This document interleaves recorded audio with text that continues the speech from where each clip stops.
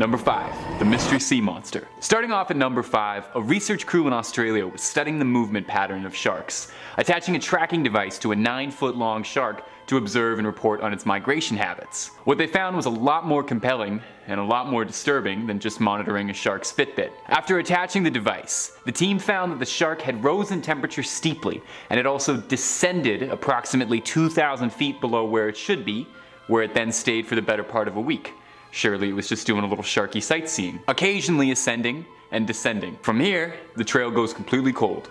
No data, no insights, until about 4 months later, the tracking device and absolutely nothing else washed up on a beach in southern Australia. The crew was completely stumped, no answers. Something had eaten their shark, that much was obvious, but what? Well, their best guess isn't going to provide you much comfort, because their hypothesis was that it must have been a much larger, much meaner shark preying on a smaller one like a schoolyard bully. Which is 6 kinds of terrifying if the best thing scientists can come up with to explain this is, oh, there's a gigantic shark with a taste for other sharks swimming around, and oh yeah, we have no idea what it actually is, and to be honest, we have no idea where it could be. It's great when scientists are kind of just throwing guesses at the wall. Unfortunately, no brighter insights about just what exactly it was that ate that original shark can be found because, well, they just never found the thing. So whatever did eat it could very well still be out there. Let's just be thankful that whatever the thing that ate it was, it's hiding out in Australia. And to our Australian viewers, maybe just check the water a little bit before your next surfing trip for me, okay? For me. Number 4, the Merino Rocks shark. At number 4, also in Australia, that's gonna be a recurring theme, a shark conservation research team was observing local sharks from above in a helicopter surrounding Merino Rocks, a beach on the coast of southern Australia, when one of the researchers spotted a gargantuan great white circling just outside the beach. The shark was estimated to be 7 meters long, or 23 feet. Now, great whites rarely extend past 20 feet, so 23 feet was astronomical, making this thing one of the largest great white sharks ever recorded on camera. The shark actually matches up pretty decently with the size of the shark from Jaws, which, little Hollywood trivia for you, was intentionally designed to be out of proportion and oversized, which is beyond horrifying if the things we created to intentionally be scary looking is being outdone daily by Mother Nature's own creativity and what she's got cooking underwater. Now, the helicopter crew attempted to wrangle this shark out to sea to get a closer look on it and maybe lock it in a steel vault somewhere, but were unsuccessful in any of their attempts to wrangle this thing. So, I hate to be the bearer of bad news, but that means whatever this shark is, it's still out there swimming around Merino Rocks, hopefully not getting up to too much trouble. Horrifying to think about a pleasant day at the beach and then coming up close and personal with a shark, you know, big enough to swallow you whole and then eat 2 more of you if it felt like it. Number 3, TikTok's Massachusetts Megalodon. Recently, a marine biodiversity student and musician, Alex Albrecht, was on a research cruise with fellow marine biology students when they made a jaw-dropping discovery. And like most people, upon discovering something potentially life-changing, swiftly posted the video to TikTok. Looking over the railing of a cruise ship, swimming around the ship is a behemoth of a shark, estimated to measure in at around 26 feet, looking truly prehistoric as it swims around the ship. The video is taken up from the rigging of the ship just to give you a good sense of just how stupendously large this thing is. In the video, one of the researchers can even be loudly heard asking if that's the famed Megalodon swimming around them. Now, obviously after this video was posted, it went viral pretty quick. I mean, it had the attention of everybody, garnering up to 36 million views and catching the attention of shark aficionados, megalodon hunters, and people with a lot more shark authority than me, who suspect that the shark in question is not the legendary megalodon, but in fact a basking shark, one of the largest species of sharks on the planet, dwarfed only by the whale shark in terms of sheer size. Now, you look at this thing, and it's pretty easy to understand why a shark this big could have shocked a fully stocked crew of marine researchers, having them convinced that they've gone toe-to-toe with the Meg. Basking sharks, luckily enough, are docile and ambivalent towards humans, but look at the inside of this thing. Does this not look like something out of your absolute worst nightmares? Like something out of an H.P. Lovecraft story? This thing could swallow me whole and not even realize it had done it. It's got a mouth like a black hole. The only comfort I'm finding is that if this thing is swimming around the shores of Boston, if it causes any trouble, surely Mark Wahlberg is there to protect us. Number 2, Mariana Trench sighting. Now, besides sharing the name with the Canadian smash hit pop band, the Mariana Trench is notable for being the deepest trench in our oceans, meaning if anything absolutely spine-chilling was living under the radar, away from the prying eye of research crews, there's a fairly good chance it would be swimming around down here. I mean, over 80% of our oceans remain unexplored, and in that uncharted 80%, scientists theorize that roughly 2/3 of all oceanic life has yet to be discovered. It's a testament to just how deep and dark our oceans run, so it's not uncommon for theorists to suspect that this is where the mighty prehistoric megalodon could be hiding. And footage released in 2018 might be the evidence to prove that. In this footage, a behemoth of a shark can be seen swimming by what looks to be an abandoned shark cage of some sort. And from the image and video, the shark dwarfs the cage. Its head alone conjures up the imagery we expect when thinking of the mighty megalodon. I mean, just look at the size of this thing. You can move a family of 4 inside that thing's mouth and still have room for a sublet on the side. Now the clip is a bit shocking and obviously got a lot of attention on it, meaning experts peer in, and the clip doesn't have everyone convinced. Some skeptics believe that the shark in question is not the megalodon, but rather a species of shark called a sleeper shark, another species of enormous shark that can grow up to sizes of up to 23 feet long and lives thousands of feet below sea level, adapting to extreme temperatures, even able to live underneath volcanoes. If a shark as extreme as the sleeper shark is swimming around there, it doesn't take too much of a stretch of the imagination to wonder if it's joined by anything like the megalodon. Number 1, the 1918 sighting. Our number 1 spot is also our oldest recorded entry, and a story that popularized the modern hunt for the prehistoric titan. In the early 19th century, a group of lobster fishermen outside of, I mean, come on, we all know where it took place. Do I even need to say it? Australia. The story took place in Australia. Almost all of these did. These lobster fishermen were shaken to their core when the men claimed that they had seen a shark of preposterous size. Naturalist David Stead provided a written description of the sighting, which is what we've been going on, writing that the men had been at work on the fishing grounds, which lie in deep water, when an immense shark of almost unbelievable proportions put in an appearance, lifting pot after pot containing many crayfishes, and taking, as the men said, the pots, mooring lines, and all.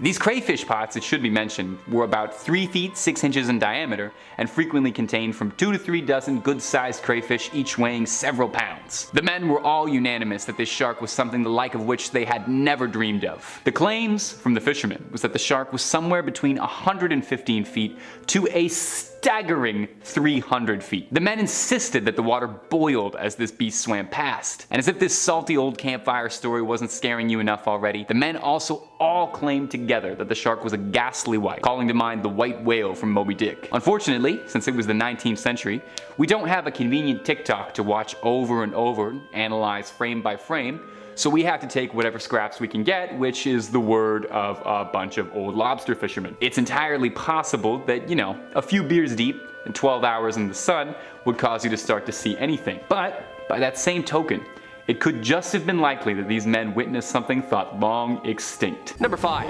Riley's tooth.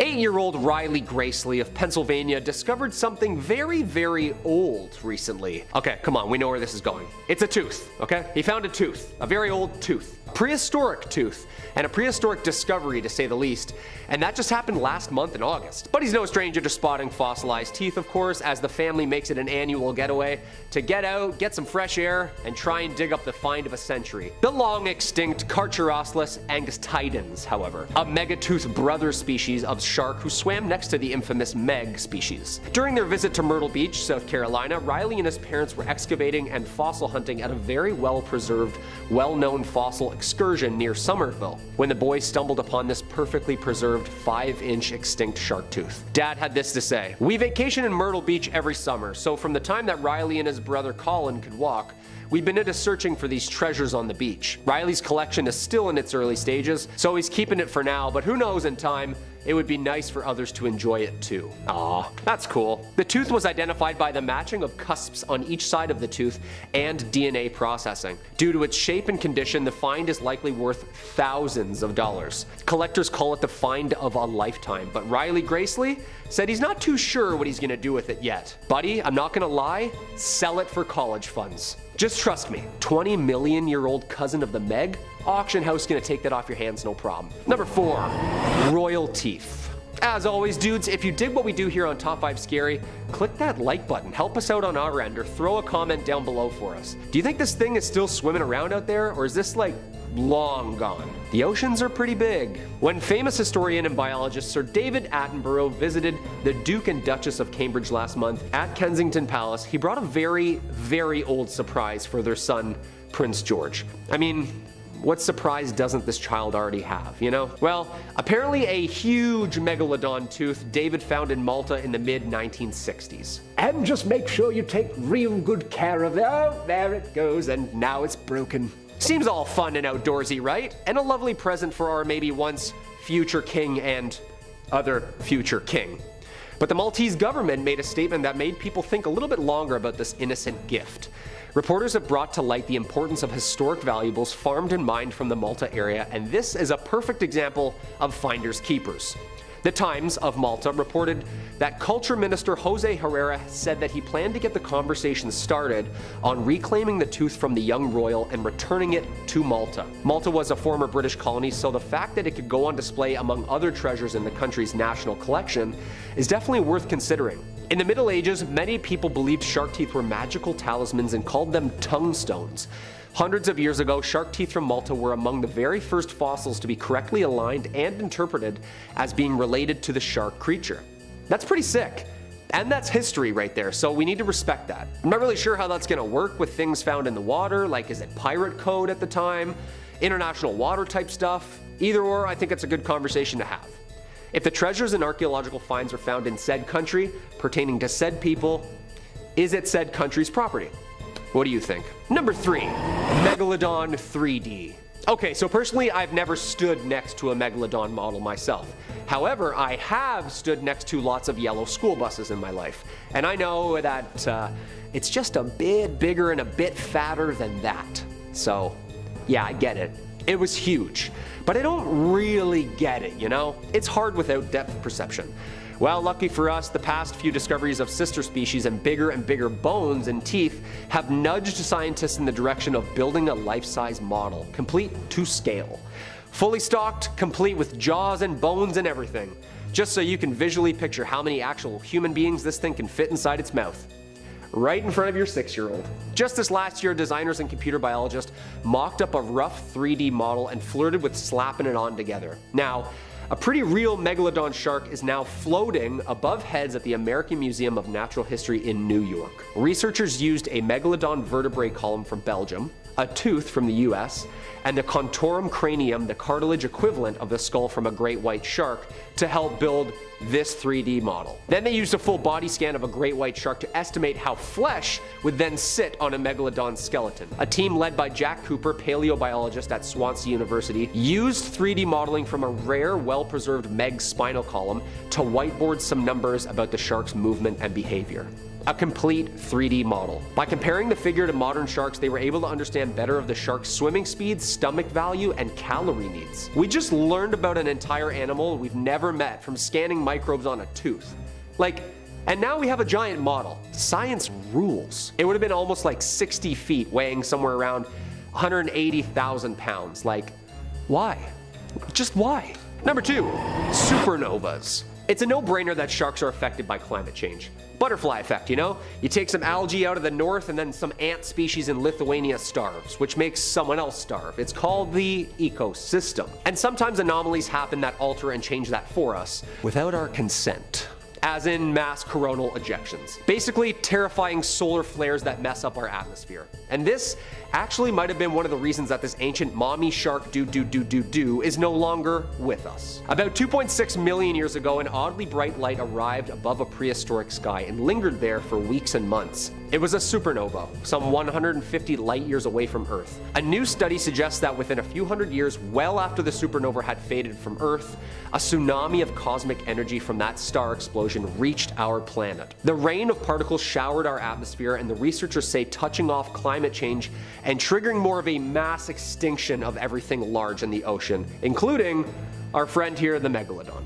In the Journal of Astrobiology, Adrian Mellett, a professor of physics and astronomy at the University of Kansas, said that recent papers about ancient seabed deposits of iron isotopes provided evidence and backed up the timing and distance that the specific supernova had. 36% of the largest marine animals like sharks, whales, turtles back then all disappeared. The extinction was concentrated in coastal waters where larger organisms would have caught greater radiation from the cosmic muons.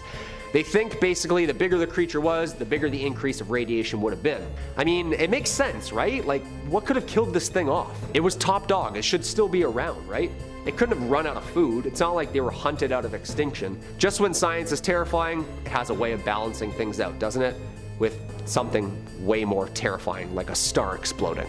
And number 1, relocation. Okay, so apparently sharks keep it the same for like millions of years and then all of a sudden just pull a fast one on us.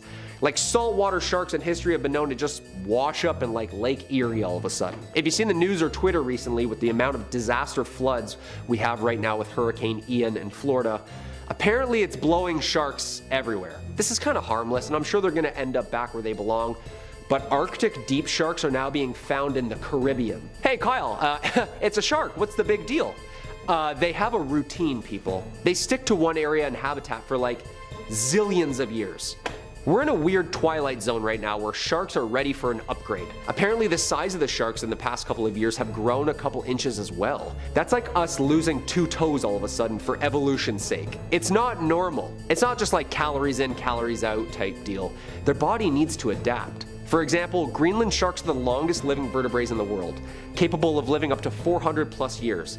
That puts us back to about 1572 when Queen Elizabeth I was ruling, when these things were born. This past spring, scientists were able to get up close and personal with said Greenland shark, but found it just off the coast of Belize. Finding anything thousands of miles from its usual hunting grounds is unusual, but an ancient, frigid, water-dwelling shark in shallow, hot Caribbean water? It's a little concerning. Devanshi Kasana, a marine biologist at Florida International University within the Predator Ecology and Conservation Lab, first thought that what she was looking at was a six-gill shark, which is known to live in the really deep, warm waters. Nope, a shark from the other side of the globe, just enjoying a hot bath, swimming. So are they evolving? Like, what's happening here? The 400-year-old cold shark just decided it wants to mix it up, I guess. Horrifying.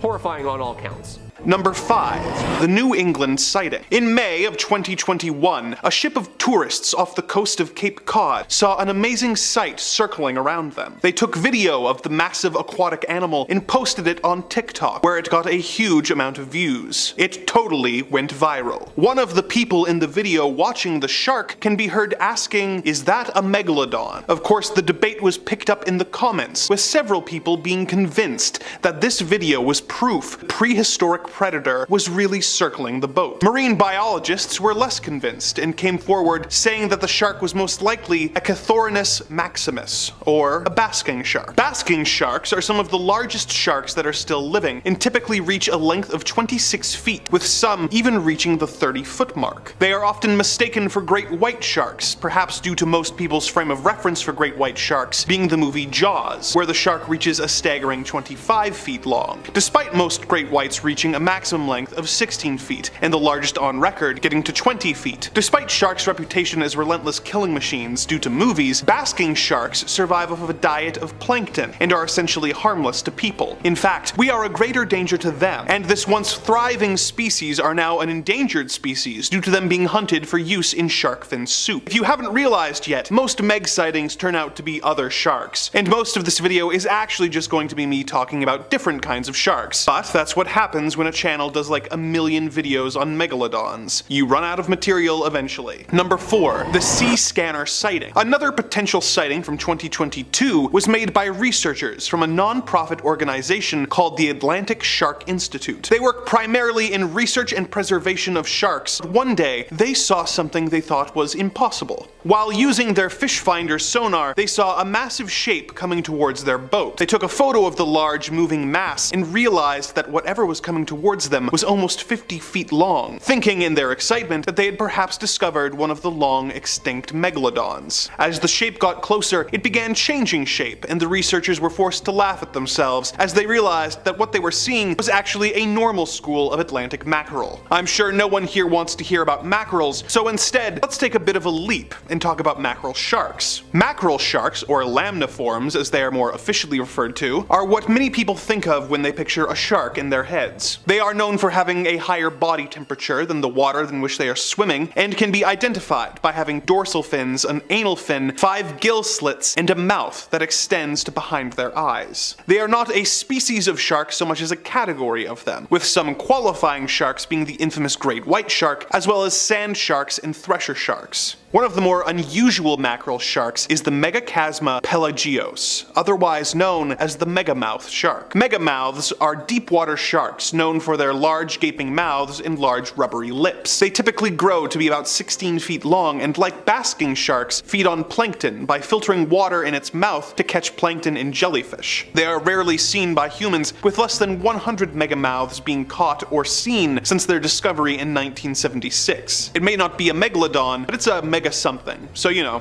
close enough. Number 3, the Mariana Trench sighting. While filming in the Mariana Trench, a diver spotted something that would make many divers fill their wetsuit. The diver managed to capture footage of the creature that he saw and posted it online. The footage shows a very large predator shark swimming around near an abandoned shark cage. The size of the cage compared to the shark makes it obvious just how large the animal is. But what kind of shark was it? Well, once this video was posted online, commentators began to argue about that question, with several believing that the featured shark was a long-lost megalodon. They went on to theorize that the supposedly extinct sharks have been surviving deep underwater alongside the giant squids that live in the deep. Well, this is one of the more likely of the various megalodon theories. Others saw the footage of the shark and theorized that it was a Somniosis pacificus, or a Pacific sleeper shark. The Pacific sleeper shark is a rather large shark, typically reaching a length of about 12 feet, with some of the largest examples reaching a full 23 feet long. They are both hunters and scavengers who feed using both suction and cutting. They can inhale their prey with their large mouths and then tear them up with their sharp teeth. They tend to stick close to the bottom of the ocean, living up to 6,600 feet. They are known to eat large fish, crabs, or even octopus, but one large sleeper shark was caught, and upon examination of its stomach contents, was found to have been surviving almost entirely on giant squid, which it had been consuming. For reference, the giant squid are typically known to reach lengths of 7 to 16 feet long. While the large 23-foot-long sleeper sharks are impressive to look at and would be intimidating to get too close to, it is hard to mistake the shark in the footage for a megalodon, as they were known to be about 50 to 60 feet long, more than double the size of even the largest sleeper sharks. Number 2, the 1918 Port Stevens sighting. In 1918, a group of fishermen claimed to have seen a massive shark that they claimed attacked their gear before disappearing. This is the story as related by naturalist David Stead, who interviewed the fishermen. The men had been at work on the fishing grounds, which lie in deep water, when an immense shark of almost unbelievable proportions put in an appearance, lifting pot after pot containing many crayfishes, and taking, as the man said, pots and mooring lines. These crayfish pots, it should be mentioned, were about 3 feet 6 inches in diameter and frequently contained 2 to 3 dozen good-sized crayfish, each weighing several pounds. The men were all unanimous that this shark was something the like of which they had never dreamed of. In company with the local fisheries inspector, I questioned many of the men very closely, and they all agreed as to the gigantic stature of the beast, but the lengths they gave were on the whole absurd. I mentioned them, however, as an indication of the state of mind which this unusual giant had thrown them into. And bear in mind that these men who were used to the sea and all sorts of weather and all sorts of sharks as well. One of the crew said the shark was 300 feet long at least. Others said it was as long as the wharf on which we stood, about 115 feet. They affirmed that the water boiled over a large space when the fish swam past. They were all familiar with whales, which they had often seen passing at sea, but this was a vast shark. They had seen its terrible head, which was at least as long as the roof on the wharf shed at Nelson Bay. The measurements given by these men would indicate a shark twice the size of a megalodon, so I think we can assume that they may have been unintentionally exaggerating in their panic. If there was an attack by a shark and it wasn't a megalodon, what could it be? Due to its behavior of sucking up the crayfish traps, it very well could have been a whale shark. Similar to the megamouth shark, whale sharks, or Rhinocodon typus, are filter feeders who feed mostly on plankton and small fish. They are no threat to humans, but are the largest species of sharks still alive today, being able to reach a maximum of 61 feet long, making them quite comparable, if only in size, to the megalodons of old. Number 1. Ironbound. In 2019, marine biologists captured a large Carcharodon carcharias, or great white shark. They were trying to learn more about the elusive shark's migration patterns, so they attached a tracking device to the shark and set him free. Nicknaming him Ironbound, this 1,000-pound, 12.5-foot shark had been tracked moving from Nova Scotia to New Jersey to Philadelphia. What does this have to do with the megalodon? As discussed earlier, both the great white shark and the megalodon are lamniforms. They are believed to share a common ancestor before evolution caused two subcategories, Lamnidae and Autodontidae. Lamnidae are a class of shark that includes the mako shark and the great white, whereas the Autodontidae are an extinct family of sharks such as the ancestors of the megalodon, known as Cretalamna, as well as the 15-foot Megalolamna. There's also the evolutionary cousin of the meg, Otodus, which were typically 30 to 40 feet long. So, while we may not have any solid evidence that megalodons or other prehistoric sharks still exist, we do have evidence that some of their DNA from a common ancestor lives on in the great white sharks that roam the ocean today. Number 5. Huge teeth. Without a bit of fossilized evidence, we may never have had any proof of the megalodon at all, unless you count the 2018 Jason Statham movie, but thankfully this ferocious sea monster was leaving a lot of its teeth behind. Megalodon even translates loosely to big tooth, give you a sense of how important those things were. One of our earliest and most well-known reports and signs of life from this once impressive creature stem from a story from the British survey ship the HMS Challenger, wherein 2 teeth were collected from near the sea floor in 1875 while on a survey expedition past Tahiti. The teeth collected were illuminating. A single megalodon tooth measures anywhere from 5 to 7 inches long. Compare that with an average great white shark tooth, which measures a little bit under 3 inches, and you start to understand where some of our fascination with the megalodon stems from. Interestingly enough though, efforts to carbon date the teeth reveal that they were dated about 10,000 to 25,000 years ago, instead of the estimates from scientists saying the megalodon went extinct 2.6 million years ago. Now, could this be the paper trail suggesting the megalodon is still swimming around somewhere out there? It's difficult to properly study megalodon fossils, as the only parts of them that fossilize are their teeth and a bit of their vertebrae. Keep note of that for the rest of the video, as the rest of them are made of mostly cartilage, like most sharks. However, their teeth are found fairly commonly, with Florida being one of the best hunting spots if you're ever looking to take home some megalodon teeth as a souvenir, maybe make into a really sweet necklace. It's actually even the official state fossil of North Carolina. And if you're learning now that the states have fossils, you are not alone, because I did not know that every state had a fossil. Bit of a tangent, but you really should look the list up because they are not equal even a little bit. Colorado has the Stegosaurus as their official fossil, and then Connecticut has footprints as their fossil. Totally unrelated, but that just seems completely unfair. Now, while I've got you here listening to me yammering on about fossils, if you've been liking these videos, why not hammer the old like button? Helps us out a lot and costs you nothing but a little bit of finger stress. Number 4. Fish finder. Now, even though there is a great deal of evidence that the Meg is long since extinct and hasn't swam through our waters in a long time, that really has not stopped us from trying to find it.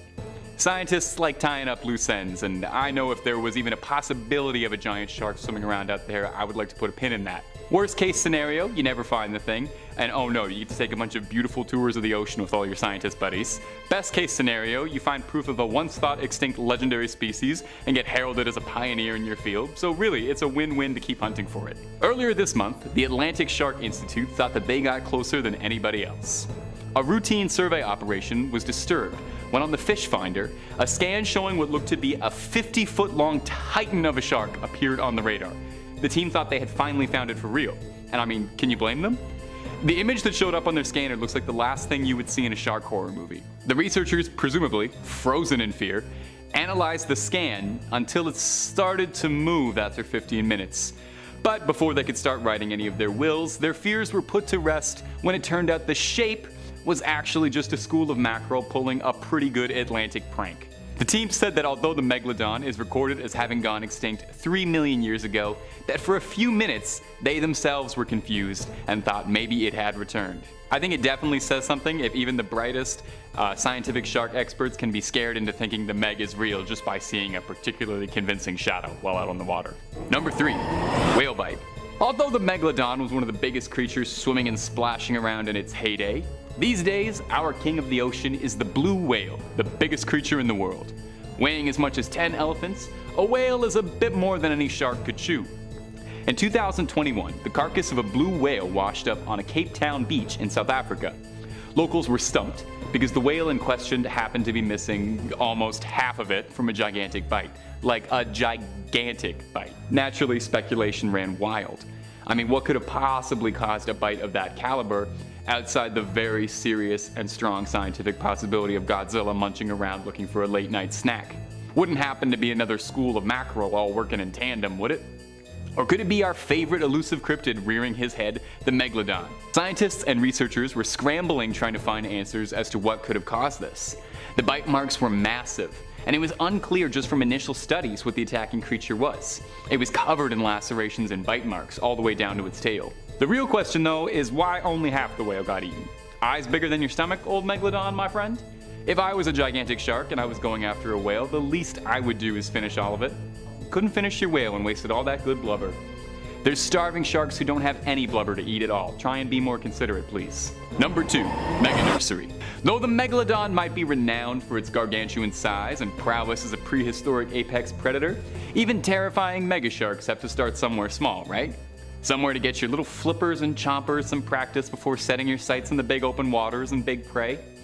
Well, it's not quite an aquatic preschool, but it's the next best thing. Researchers from the University of Florida uncovered what they believe to be the world's first Megalodon Nursery located in Panama. The researchers found a shallow stretch of the Gatun Formation in which over 400 Megalodon teeth fossils were collected.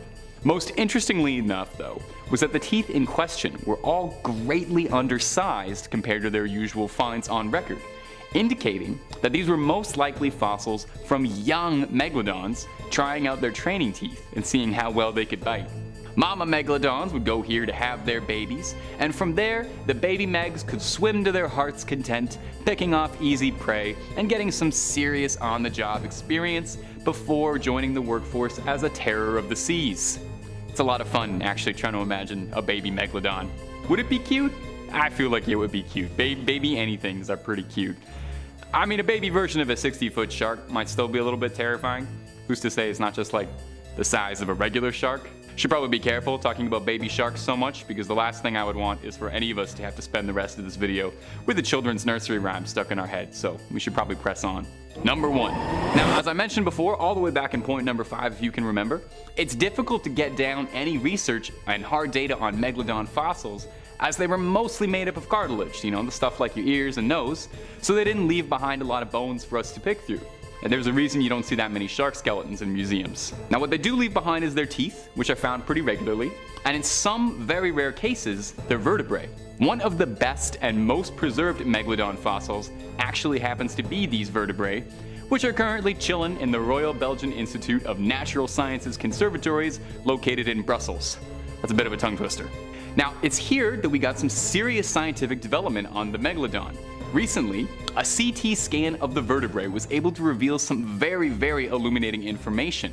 Number 1 being that sharks grow their vertebrae on in layers, just like the way trees add rings with age. So I guess the next time you and your friends all need to find out how old a shark is, just crack it open and count the rings. Please don't do that. I don't advocate for that. I mean, that's actually what they did here though. The scan had 46 rings in it, meaning the sample of the Megalodon they had collected was 46 years old. Wow. I did not know there were middle-aged sharks. I would love to see a shark midlife crisis. If there's any way that editors can get a picture of a shark with a little middle-aged goatee here, I would love that. The most concerning part is that 46 is middle age for the Megalodon, with scientists theorizing that the Megalodon could have lived for up to 100 years or more.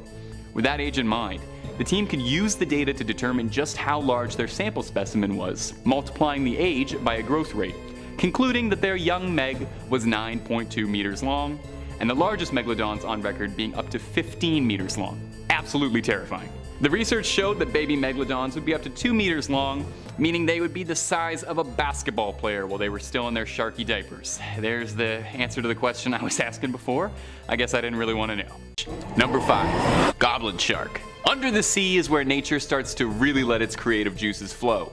It's just an abstract world of tentacles, feelers, and razor-sharp teeth down there. Like a Jackson Pollock, but for things that'll bite you. I know that little crab said it's better down where it's wetter, but I just don't know if I agree if things like the goblin shark are swimming around freely.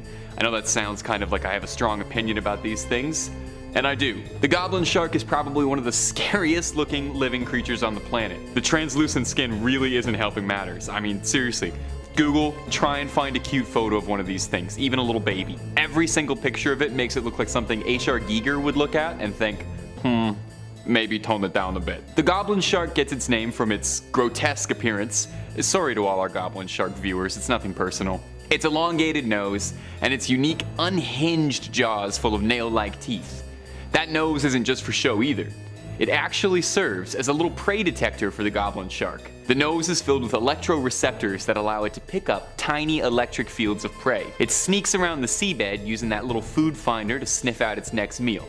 Electrically charged tracking sharks with monstrous teeth. Wasn't that literally a joke in one of the Austin Powers movies? Goblin sharks actually can't even close their mouths fully, with their teeth always being visible, just to let you know what they're packing.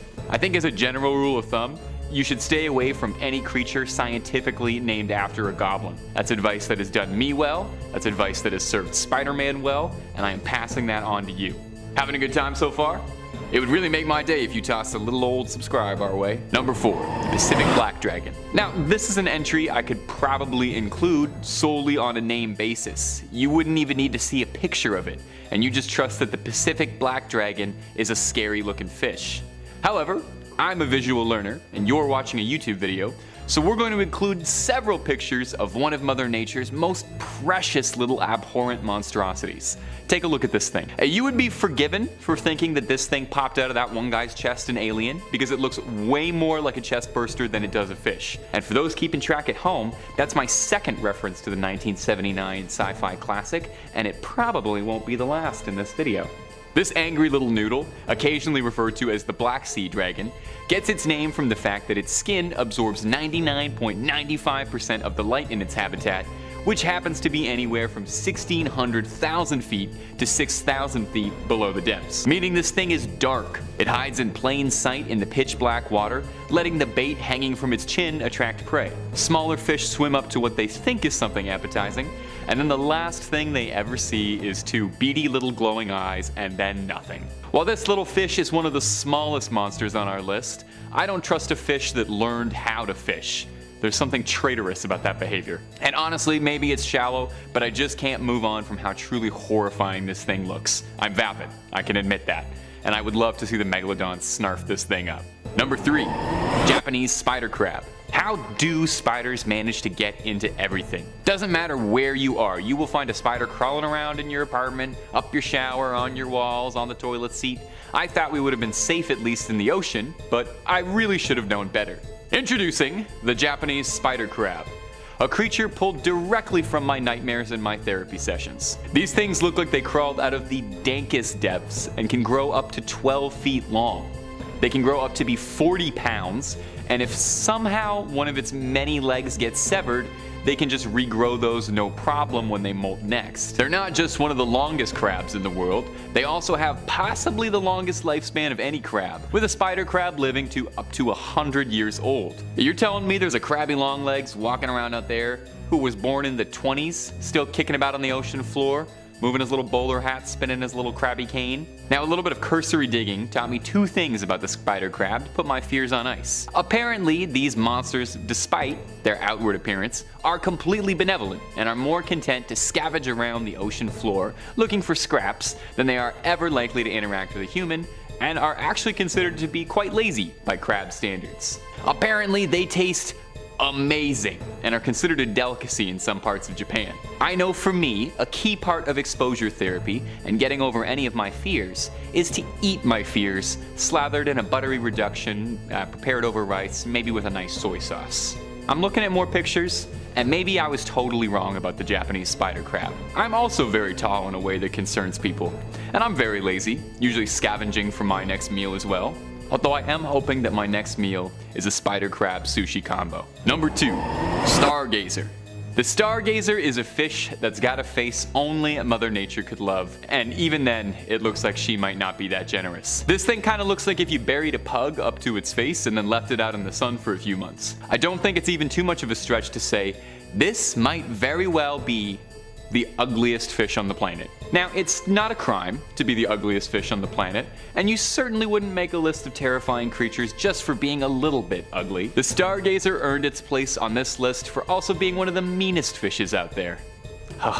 It's always the ones you least expect. The Stargazer has defensive capabilities that make it sound a lot more like it's a Pokemon than a fish. These things will bury themselves in the ocean floor, turning themselves into a little trap and then using their massive mouths as a vacuum and sucking their unsuspecting prey right up. And if that wasn't enough of an evolutionary selling point for you, the Stargazer also has electric organs at the top of it, which transmit electric shocks to predators.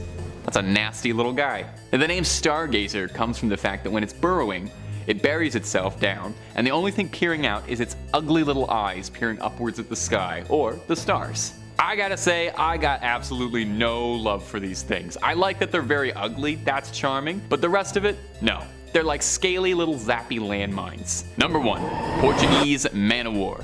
Of all the things on this list, the Portuguese Man of War seems like it's the most not from this planet. It looks beautifully ethereal, like something you'd see floating around in the background in a Star Wars planet, or maybe hanging out with the blue things from Avatar. It's a truly cosmic looking wonder of nature. However, it is anything but. The first clue should be the fact that it is named after a 17th century battleship. It looks a bit like a jellyfish, but in actuality, it's a strange little colonial organism made up of smaller organisms called zooids. See, this already sounds like I'm talking about an alien, a zooid. You gonna look me in the eyes and tell me a zooid is real? This thing actually isn't even an animal per se, but 3 organisms in a trench coat trying to sneak into the movies. The main zooid is a gas-filled translucent sac, which coincidentally is what my 10th grade gym teacher used to call me to motivate me to run around the track faster. The gas-filled sac allows the colony to float. The Man of War has no means of movement, instead having to rely on the currents of the ocean to direct it around. Real go-with-the-flow type of organism. Not a bad attitude, to be honest. Now the next zooid, I am never gonna get used to saying that, are the tentacles, which are really the star of the show here. The tentacles on a Man of War reach lengths of up to 165 feet. Now I'll run that by you in case you heard that, fainted, and didn't quite catch what I said. Get up off the floor. Their tentacles can get up to 165 feet long. That's really long. The tentacles, which mind you, carry a sting like a jellyfish's. It's been known to cause paralysis, is enough to kill a fish, and has been on some occasions enough to be lethal to humans. One Redditor recounts a painful story of a vacation to Cuba, strolling a beach and seeing what they thought was a plastic bag floating in the water. They then went to pick it up, and as they described, the next thing I knew, I woke up in the hospital in a vinegar bath with a morphine drip, a team of doctors extracting the tentacles that were stuck into my hand. That's enough to keep me away from the water for a bit and maybe prevent myself from ever doing a good deed, try to pick up some litter. I feel like even the Megalodon might want to be careful around this strange monster. Number 5, new species? So apparently there's a new genus and species that's been found. I love it when they make announcements like this, but only with dinosaurs, you know what I mean? It also makes things way more scary, doesn't it? Scientists have discovered the remains of a mysterious truck-sized shark which swam the coastlines of the Atlantic and Pacific Oceans around 20 million years ago. That's not a great white or a meg. The newly discovered species is a close relative of the megalodon we're used to seeing, and the ancient ancestor of today's great white sharks. Perfect. A hybrid shark. That's what I'm hearing, right? Isn't there like 4 movies about this already? Like, this is Jurassic Park 5, Megalodons in New Jersey. I swear I've seen this. Like, we know where this is going. Fortunately for us, there's about 45 million years worth of a gap between all 3, leaving scientists scratching their heads on how the shark even evolved. Like, when did it die out? Or did it even die out? Could this be the new megalodon sightings people have, but just like the new sister species? This new species has been named Megalolama paradoxodon. That's pretty sweet. There's gonna be a new metal band with that name soon, just wait. A brand new genus of its own as well. The species name Paradox refers to the fact that the shark emerged so suddenly in the geological record after appearing to have split from its closest relative around 45 million years earlier. A paradox. So it's like the daughter of a Meg and the grandmother of a great white. Only 5 of the species' teeth have been found in California, North Carolina, Japan, and Peru. Based on the remains, the researchers think that the shark grew to around 5 meters long, making it smaller than its relative, but still absolutely megalithic. Like almost a city bus size. Most importantly, the discovery tests our understanding of the shark family tree. Because the Megalodon and Megalolamna are so closely related, scientists are still arguing about the missing branches to said family tree. Yeah, that's horrifying, alright. Number 4, origins. Alright, let's take a deep dive here before we talk about these new fears that I've recently developed. Also, if you like what we do here on the channel, Hulk smash that like button, it really helps us out here. We like to keep it spooky around here, so let us know down in the comments what your biggest fear of the 7 seas are. If it's creepy, if it's crawly and it swims, send her over my way. Before these TikTok videos and Google Earth finds, the Megalodon was first written about in 1835 by Swiss-American geologist Louis Agassiz, who named the species Carcharodon megalodon. He was the first one. He was the OG on the case. And of course, the first megalodon teeth, such as those found by the HMS Challenger in 1873, were dated in 1959 by zoologist Vladimir Chernesky to be around 11,000 to 25,000 years old, popularizing claims of the megalodons still hiding out there somewhere. Megalodons are thought to have reached at least 20 meters in length and lived from about 23 to 2 million years ago. The Meg, however, wouldn't be known by its scientific name until the late 1990s, when scientists placed it in its own genus, Carcharodon. Some paleontologists think that the Megalodon and modern white sharks evolved within the same lineage, but now, obviously with this new species found, it's kind of throwing off the family tree a tad. Yeah, they don't know if they should put it like near the ancients or like 60 million years ago megatooth territory, or closer to what we see in the movie Jaws. So they're kind of confused. Somewhere in the middle, give or take, that's like a lot of wiggle room, you know? A lot of years there. In 2008, scientists conducted an experiment to determine the bite force of the great white shark to see what the Megalodon could have done damage-wise. The largest great white recorded could produce 18,000 newtons of force, versus the Megalodon of 180,000 newtons of force, plus all the shaking around sharks do to rip their food in half. Yeah, all of a sudden I understand the urgency of all these studies. That's horrifying. Number 3, new teeth. Okay, so I thought these things were just like hung up on a wall in a museum somewhere. Nope, they're finding these things like every day. Jonathan Valentine found his first megalodon tooth after just like 10 minutes of one of his most recent dives. The fossil hunter has found several huge fresh teeth from the extinct megalodon in North Carolina last month. Jonathan Valentine, who runs the Digging Science website, said in a recent video that his haul included a tooth that was 7 inches long and another that was 6 inches. Dude, that's the size of like your whole hand, and like one tooth. One in a mouth of hundreds. That's a big set of jaws. Megalodon tooth finds usually measure between 3 and 5 inches, but our boy here got lucky with these 2 big tooths. According to the Florida Museum of Natural History, on his North Carolina trip, Valentine explored coastlines that form bays and canals that used to be deep water ocean floors millions of years ago. Huge megalodon teeth can be found in these embayments. Florida is typically where he would explore to find megalodon teeth and ice age fossils, but these 2 giant gems were apparently laying in what was a shallow nursery during the Miocene period, where big female megalodons would come in and have their babies and then ship back out to sea. Those babies would have a variety of different foods to eat, and they wouldn't have to worry about other deep water predators being so close to shore. They'd be able to just chill out, grow humongous, and then cruise into the ocean at their own pace. Apparently these waters in North Carolina would be like a nursery and then a feeding frenzy on local whales. Yeah, Valentine said, quote, "Holy shit, that thing's huge. That thing is insane. That's a big tooth." Wow, that's a pretty good start to this trip. Yeah, I'd say so, dude. You found one of the biggest teeth ever found, and in North Carolina. Also, isn't it scary that they weren't like in the middle of the Atlantic somewhere on a ship? They were like on the shores of North Carolina. Terrifying. Number 2, bigger in the cold. A new study reveals that the very, I hope, extinct megalodon or megatooth shark grew to larger sizes in cooler environments than in warmer areas. Kinda goes against what you think when you think about sharks, right? Florida, Bahamas, Mexico. Yeah, nope. Yeah, they could be anywhere in the Atlantic or even up by the North Pole. DePaul University's paleobiology took a look through time and space at the body size patterns of the megalodon. In reality, this species is only known from teeth and vertebrae that we found from fossil records. We don't really have a good idea of what its actually girth looked like. Accepted scientifically though, the thing was at least 50 feet and maybe bigger. The new study re-examined published records of megalodon teeth along with their estimated total body lengths. In the mid-1880s, German biologist Carl Bergman came up with a theory that larger animals thrive in cooler climates because their size, naturally, would help them retain heat more. Therefore, the bigger fish would be in the cold. I catch your drift. Walruses, whales, I get it, I get you. Seems like this at first that the impression that scientists were under was the colder the area, the bigger the animal,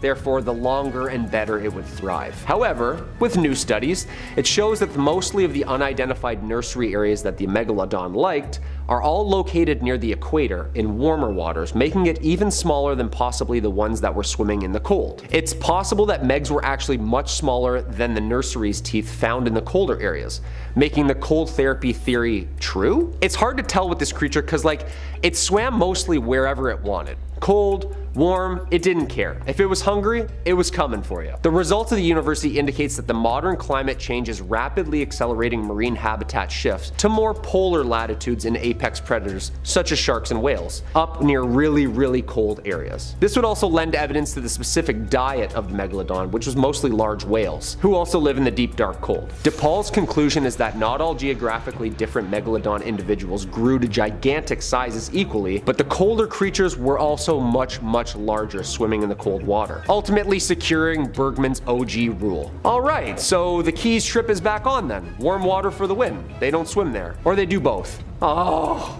And the number one spot, alive? Could we have just found evidence on sonar to prove that there's something absolutely terrifying and massive still swimming the seas? We've found teeth in recent years and last month that have been relatively fresh. We've seen Google Earth blurs signifying that the waters can be really deceiving. Now, researchers think that they caught a little glimpse at something very weird and very big. Apparently sonar showed a 50-foot shark nearing a boat off New England waters. Shark researchers are accustomed to surprises, but the Atlantic Shark Institute was a little taken aback when something resembling an extinct megalodon shark appeared to just swim under them on sonar. Of course, flabbergasted after picking up what appeared to be a massive 50-foot shark-sized blurb, the sea scanners underneath the boat were fritzing. An Instagram post detailing the alleged discovery is currently making waves on a recent shark research trip. Researchers said, quote, "We were amused to see this shape appear on our fish finder for several minutes. Researchers from the Atlantic Shark Institute detected this anomaly in an undisclosed area. Unfortunately, the scientists' excitement quickly faded after the monster just turned out to be a massive monster school of fish. Whew, just sitting in the same spot for a while. Yeah, thank God." Researchers said, quote, "We waited for more of the rods to go off. However, much to our disappointment,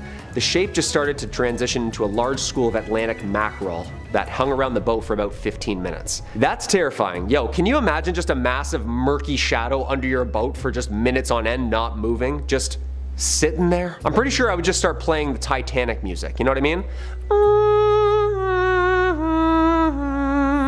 It's been a pleasure, gentlemen. Okay, so no actual megs caught yet, thank God, but it seems like we keep finding these remains, which is not necessarily a bad thing, but not necessarily a good thing. The cool thing, however, is each month there's more and more studies actively searching for this thing. To be honest, I hope it's gone forever. 10-foot hammerheads are scary enough, aren't they? Like eyes on the side of their heads?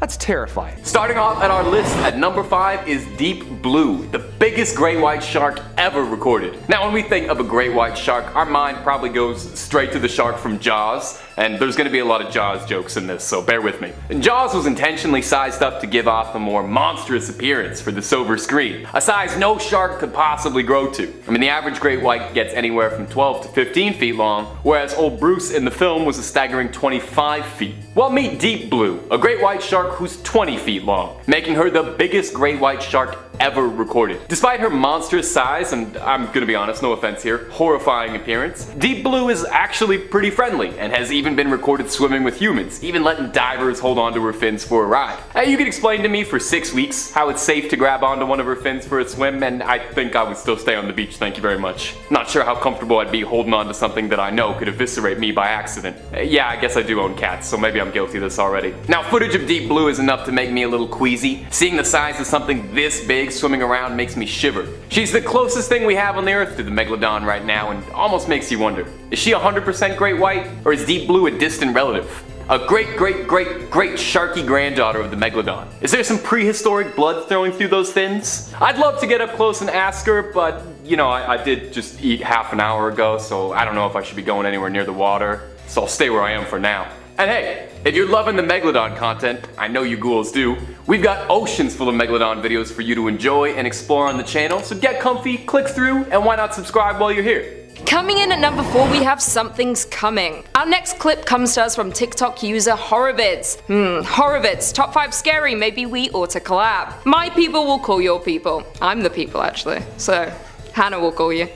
And true to their name, Horrorvids shares with us something spine-chilling. Taken from the front of a boat, the camera spots something on the horizon swimming forward, creating a large wave as it goes. I can't repeat what the caption says, but just know it pretty accurately summarizes what I think most of us would be saying if we saw something this big hurtling towards us. As it's coming forward, it almost looks like it's a submarine dawning on the boat, until you take a look over the side and get face to face with the absolutely heaving unit of a shark swimming happily alongside them. The commenters on this video took note of this, with someone writing, "That's a baby mega." Scientists estimate that baby megalodons would have been around 8 to 10 feet long at birth, so if anything, we're being underwhelming calling this thing a baby meg. Someone else writes, "So megs aren't hiding anymore." Nope, they're done playing and they're letting us know they are here. It's hard to get a feel just from this clip, but there's no denying the shark is massive. Scariest still is how it disappears back into the water after rising, a scary reminder of just how deep the ocean's waters go, and just how far away from them I'd prefer to be. Now, some commenters have suggested this could be a basking shark, a docile species of shark that avoids humans. But take a look at a basking shark's mouth and then tell me if you still trust that it's docile. Sure, it only eats plankton, but I'm not taking any chances with something that's got a mouth that looks like a black hole. Number 3, Curious Shark. Another clip posted to TikTok. This one shows us a very brave great white shark who just wants to know exactly what all the commotion is about, as it comes up to greet a couple of sailors by the side of a boat, saying hello the way only a shark knows how, by gnawing on just about everything it can get its teeth on. The shark in this video is massive, looking big enough to appear in my nightmares tonight and every night after that, especially when it starts to make its way up to the boat's motor, thrashing about, chewing on everything to see if maybe, just maybe, any of this is edible. It gets far too close for comfort for me. I mean, already being face to face with a shark is one thing, and this guy is basically inches away from this thing's mouth, and who's to say what could have happened if this massive predator prapped itself even a little bit more onto the surface of the boat? It'd be the captain now, that's for sure. It's a scary reminder that when it comes down to it, a shark is a wild, uncontrollable animal, and as safe as we think we are in the water, we always have to remember who actually runs things down there. We're coming onto their turf. Now, the people filming this video have got some fantastic composure, I've got to say, laughing through the whole thing as if there isn't a prehistoric sized sea monster flopping around trying to eat their means of travel. That's the kind of confidence I'd like to get someday. Either that, or it's that nervous laughter you do when you know you're in serious trouble and you're too scared to react properly. I kinda suspect it's the second one. Swimming in at number 2 spot is this TikTok clip posted us from Shark ABC, who from the name alone I have to imagine is pretty into sharks and shark-based content. In this short clip, we see an absolute titan of a shark swimming up to check in on a bunch of surprised tourists who are all huddled together on a boat in a way that's making me extremely nervous. Just from looking at the shark swimming up slowly to the boat, I start to sweat. The thing is practically the size of the boat itself. It looks like it could upend the whole thing and send everyone into the water just by accident. Maybe it's just everyone crammed onto that tiny little boat that's really getting to me. You know what these people need when you see a giant shark in the water? I've been waiting all video to say this, you're gonna need a bigger boat. Worth it, we did it. Okay, end the video here, I hit my peak. Luckily, despite all my worrying, no one in this clip was hurt as the shark was just checking them out, probably scouting them, letting all this little sharky buddies know for later that if you swim up real cute and let the humans take pictures of you, it makes it real easy to get the drop on them. I just don't trust them. And finally, at number 1, the Beach Stalker. Our number 1 clip comes to us from Dubai. The video captured shows a bunch of tourists and locals enjoying a day on the beach when they'd be disturbed by something a little fishy, or rather something big and fishy and sharky to be specific. I'll stop beating around the bush. It's a giant shark that came up to the beach. That's what I'm trying to imply. A shark was spotted stalking its prey on the coast of Kite Beach, a beautiful beach popular with the tourists. The shark can be seen almost sneaking up on the beachgoers. How? I'm not quite sure. Usually the music cues gives this sort of thing away. While most of the beachgoers have the good enough sense to hustle up onto the sand away from the shark, surprisingly slowly though, I've gotta say. This one lady saunters out of here like it's nothing. I've seen people get out of a pool faster because somebody peed in the water, let alone that there's a shark pacing up and down trying to decide which one of you looks like it'll make the best appetizer. The thing swims up and down like it's scanning the buffet. Scarier still than that is the woman who's caught out in the water between a shark and the hard place. We see the lifeguard charging in to try and keep the situation cool, and hats off to the guy because that's more cool and collected than I could possibly be, but that's why he's a lifeguard and I'm a YouTube host. Luckily, no one was hurt during this and everyone got themselves off the beach and made it out safely, but I'd bet you anything it was probably a bit of time before any of these beach bums ever made it way back to the water.